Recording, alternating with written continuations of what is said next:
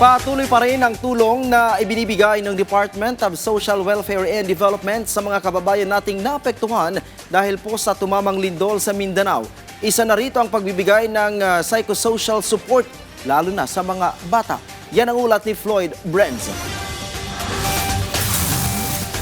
Agad na tumugon ng DSWD Field Office Region 12 katuwang ang DSWD Mimaropa sa pamamagitan ng pagbibigay ng psychosocial support sa mga bata na naapektuhan ng magnitude 7.8 na lindol sa Sarangani. Nagsagawa sila ng play therapy at coloring activities sa Barangay Sapu, Masla, Malapatan para matulungan ang mga bata na maipahayag ang kanilang nararamdaman. Isinagawa ang mga aktibidad sa loob ng child-friendly space na ligtas at angkop para sa paghilom ng emosyon ng mga bata.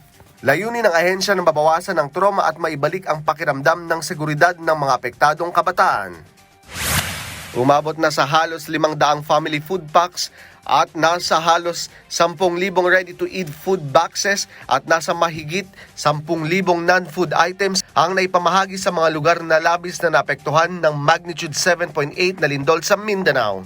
Patuloy ang koordinasyon ng DSWD sa mga lokal na pamahalaan para matiyak ang agarang tugon at direktang paghatid ng tulong sa mga apektadong komunidad sa Zamboanga Peninsula, Davao Region at Soxargen.